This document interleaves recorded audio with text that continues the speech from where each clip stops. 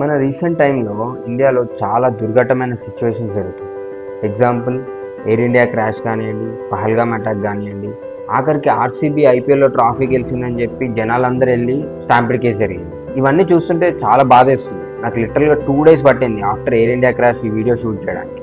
మొన్న ఎవరో ఒక దగ్గర కోట్ రాసింది చదువుతుంటే ఎలానో అనిపించింది. ఒకసారి చదివి వినిపిస్తుంది చూడండి. Air India crash made me think life is unpredictable. Live it fully, love without delay, and forgive without hesitation. Fans gathered with joy at an IPL victory parade, and a stampede turned into celebration into chaos. Doctors were enjoying a peaceful lunch break before an aircraft crashed. You board a flight for a vacation to London, and an aircraft shatters the future you were excited for. You go on a honeymoon for Pahalgam, and terrorists shot you. So ఒకటే ఏంటంటే, మీరు మీ loved ones కానీ ఎవరికైనా forgive చేయడం నేర్చుకోండి. Life ఎవరికి ఎంత ఉందో చెప్పలేము. టుమారోనైతే మనం ప్రామిస్ అస్సలే చేయలేం. జై హింద్.